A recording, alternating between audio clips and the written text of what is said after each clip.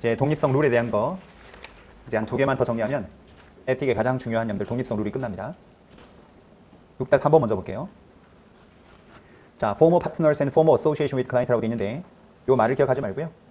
그 밑에 1번, 2번, 3번 세 가지를 비교해서 봅니다. 1번 좀 이따 보고요. 2번과 3번을 먼저 볼게요. 2번은 뭐라고 돼 있냐면 former association with client라고 돼 있죠. 말 의미를 잘 이해해보세요.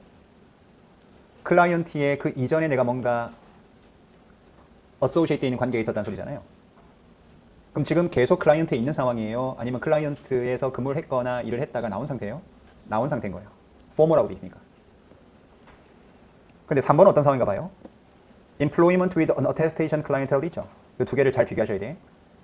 그럼 이렇게 한번 얘기해 볼게요. 우리 회계법인에서 근무하던 사람이 감사하던 회사로 스카우트 제의 받아서 갈 수도 있죠. 반대로 감사를 받고 있던 회사의 직원이 열심히 회사 공부한 다음에 우리 어카운팅 펌으로 올 수도 있겠죠. 그럼 지금 말했던 후자 케이스가 2번 케이스죠. 그 회사 근무했던 직원이 열심히 회사 공부한 다음에 우리 회계법인으로 온 거야. 그러면 그 사람은 여러분들 그쪽 클라이언트랑 무슨 관계 있는 거죠? 포머 어소시에이션 관계 있었던 거잖아요. 근데 3번은 무슨 관계? 우리 회계법인에서 근무했던 사람이 스카우트 제의 받아가지고 상대방 회사로 간 거지. 그러면 그쪽 클라이언트랑 무슨 관계 되는 거죠? 고용관계 형성이 되는 거잖아요. 이해돼요? 두 개를 잘 비교하셔야 돼. 상황 자체가 머리에 들어와야 됩니다. 그쪽 일했던 사람이 어카운팅 펌으로 온 거냐?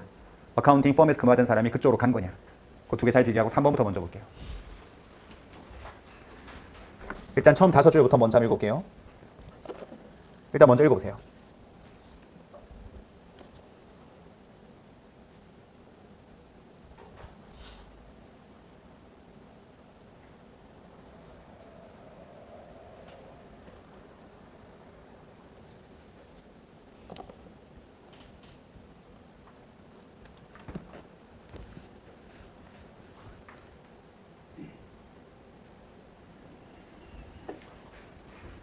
그 밑에 것까지 다 읽어봅니다. 설명 드릴 테니까.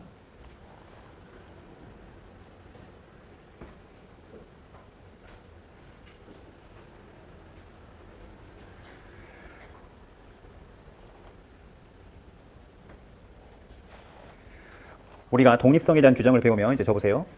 처음에 배울 때는 지금 저한테 처음 듣는 거니까 그 사안만 듣고 이해하고 문제 풀면 풀려요. 다른 게 잘 안 보인다고. 근데 공부를 2회독, 3회독 할 순간 이 폭이 넓어지기 시작해요.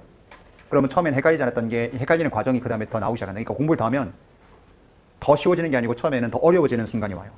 왜? 과거엔 요것만 봤던 게 넓혀지면서 헷갈리기 시작한다고. 저거하고 이거하고 뭐지? 이게 무슨 차이가 있지? 그 순간이 더 넓어져야 이제 딱 이게 정리가 되거든.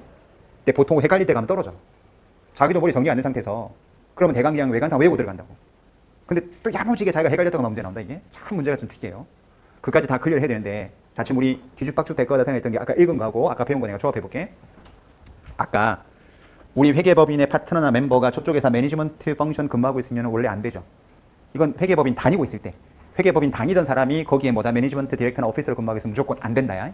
이건 너무나 당연한 거예요. 근데 이 케이스는 지금 우리 회계법인에 계속 근무하겠다는 소리예요. 절로 지금 뭐다 고용관계를 넘기는 거예요. 넘어가는 상황이에요 지금. 그럼 회계법인하고 인연을 끊겠다는 거지 지금. 근데 읽었던 점들 패러그래프가 2개지. 그 첫 번째 패러그래프는 내가 간 거예요. 오라고 오퍼를 받은 상황이에요. 그 처음 5줄은 와달라고 오퍼를 받은 상황이고 밑에 5줄은 오퍼 받고 간 상황이야 지금. 그 위 상황과 또 아래 상황이 또 다른 거라고 지금 이게. 제대로 읽었으면. 그럼 첫 번째 패러그래프 설명할게. 오퍼를 받았대. 그럼 어떻게 하래? 오퍼 받은 사람이 누구일 때 규제한다고 돼 있어요? 팀 멤버겠지 당연히.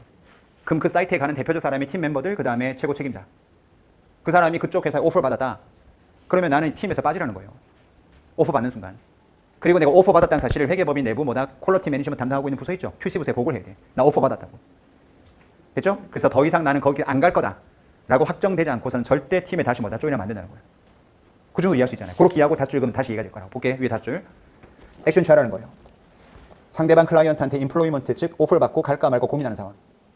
근데 그 CPA가 지금 뭐다 감사팀 멤버이거나 인플루언스 미치는 회계사라면 즉시 내가 오퍼 받은 사실에 대해서 어카운팅 펌에 뭐다 적절한 펄슨이라고 있죠. 이게 회계법인 내부의 우리 퀄리티 매니지먼트 수행하는 그 부서한테 통보하는 겁니다. 통보만 하래요. 팀에서 빠지라고 있어요. 팀에서도 빠져야 돼. 그러니까 오퍼 받으면 진작에 뭐다 고용 협상하는 시점부터 난 팀 멤버에서 제외되고 내가 오퍼 받았다는 것을 회계법인 내부적인 팔러스 이상 보고를 해야 된다는 거죠. 되세요? 더 이상 가지 않겠다라고 한다면 다시 조인할 수 있다는 거지. 여기까지 이해되고 계속 가요. 가. 고민하다가 가기로 했어. 그럼 termination하고 그쪽 넘어갔어. 그럼 밑에 paragraph는 내가 넘어간 상황이죠. 그럼 또 뭐가 헷갈리냐? 나봐요. 지금 우리 배우고 있는 게 독립성 규정에서 PCAOB 독립성 규정 배우고 있어요. 아니면은 ethic 독립성 규정 배우고 있어요. ethic. ethic은 여러분들 비상장 회사, 상장 회사 모든 뭐다 회계사한테 감사할 때 적용되는 규정이라고 했죠. 근데 PCAOB 독립성 규정은 상장법인 감사할 때 조금 더 스트릭하게 적용되는 독립성 규정을 배웠는데 우리가 공교롭게 OD1에서는 이걸 먼저 배웠었어. 그 중에 몇 개를. 그 중에 하나 배웠던 게 쿨링 오프가 기억나야 돼요. 쿨링 오프가 뭐였죠? 우리 회계법인에서 근무하던 회계사가 감사 대상 회사에 뭐다 임원으로 가게 되면 우리 회계법인이 계속 회사를 감사를 갔을 때 내가 모시던 파트너가 거기 가 있는 거야. 그러면 되게 프레셔를 받겠지. 그럼 감사 못한다. 몇 년 동안? 1년 동안 못한다. 상장법인은 무조건 1년 동안 쿨링 오프야. 무조건 못해. 그 배운 거 기억나죠? 쿨링 오프? 그걸 배운 다음에 또 읽으면 얘는 지금 보니까 에틱 규정이 독립성 규정은 1년 동안 무조건 안 된대. 뭔가 뒤에 단서가 막 붙어 있어요. 제가 읽으라고 지금 시간 줬잖아. 뒤에 단서가 막 붙어 있었잖아. 이러면 된다, 이러면 된다 돼 있잖아. 그러니까 결국은 상장법인은 우리 회계법인 근무했던 사람이 그쪽 회사 감사 대상 회사 임원으로 가 있다. 1년 동안 무조건 쿨링 오프 시켜야 돼요. 감사 무조건 못해. 근데 비상장 회사에 적용되는 에틱 규정 독립성 규정은 지금 1년 동안 못하긴 못하는데 요런 단서가 달리면 될 수도 있다라고 돼 있는 말이 뒤에 막 붙어 있는 겁니다. 그 단서가 여러분들 제대로 봤으면 한 두 가지가 있는 건데 그 중에 하나가 뭐냐라고 했을 때 일단 자기 회계법인에 같이 근무했던 직원들 회계사들랑 액티브하게 인터랙션 하면 안 돼. 다시 말해서 카톡방 열리서면 안 된다 소리야. 됐죠? 그리고 그런 다음에 팀 멤버들이 가서 감사하고 난 다음에 그 팀 멤버들이 감사한 내용을 회계법인의 제3자 부서에서 굉장히 뭐다 꼼꼼하게 리뷰를 해서 스케프티컬 감사를 잘했나 라는 게 검토가 된다면은 뭐다 1년 이내라도 괜찮다는 거야. 지금 이거 이해했어요? 다시 상장법인 1년 동안 무조건 감사 못해. 하지만 비상장은 뭐다 조금 열어뒀다는 거지. 1년 넘어가면 무조건 괜찮아 상장도. 비상장도 1년 넘어가면 괜찮지. 다만 1년 이내 경우는 비상장 경우에는 일단 그 이직했던 그 파트너가 우리 팀 멤버들하고 뭐다 액티브하게 인터랙션하면 안 된다는 거야. 됐죠? 그리고 and 그 사람이 한 업무에 대해서 우리 팀 멤버들이 가서 감사를 하고 난 이후에 그 감사한 내용을 우리 회계법인에 퀄리파이드가 돼 있는 제3자가 깐깐하게 리뷰해야 된다는 거야. 우리 팀 멤버들이 가가지고 그 있었던 파트너하고 쿵짝쿵짝해서 뭔가 감사를 하지 않고 스케프티컬 감사를 잘했는지 검토를 받는다면 오케이 1년 이내를 하더라도 내가 열어줄게. 지금 정리하는 거 맞죠? 상장은 무조건 안 돼. 비상장은 전제가 달리면 가능하다. 1년 내를 하더라도 그 전제가 두 가지라는 거야. 인터랙티브하게 액션하면 안 돼. 그리고 두 번째가 그 사람들이 한 거에 대해서 객관적인 검토를 냉정히 받아야 된다는 거죠. 그게 첫 번째와 두 번째 내용이라고 보시면 돼요.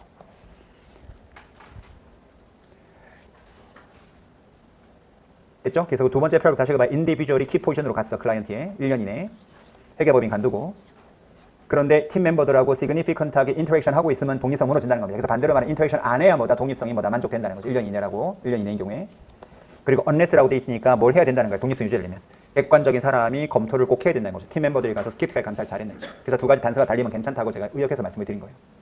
그렇게 기억하시면 되는 겁니다. 됐죠? 그러니까 섞인다는 의미가 뭐냐면 아까 배웠던 것은 우리 회계법인이 다니고 있는 상태에서 감사 대상 회사 임원으로 가 있는 케이스는 무조건 안 된다는 거고 요거는 다니고 있는 케이스가 아니고 오퍼를 받은 케이스 그다음 오퍼를 받고 그냥 간 케이스 다만 갔다 하더라도 상장법인은 1년 동안 무조건 쿨링 오프 근데 에틱 경우는 조금 단서를 달아줬구나 조금은 뭐다 조금 플렉서블하게 만들어준 거죠. 그렇게 이해하시면 돼요. 그렇게 처음에 공부할 때 헷갈린다고 앞에 배운 거랑 뒤에 배운 거 그렇게 엮어서 같이 비교하시면 좋을 것 같고요. 왼쪽 갑니다. 2번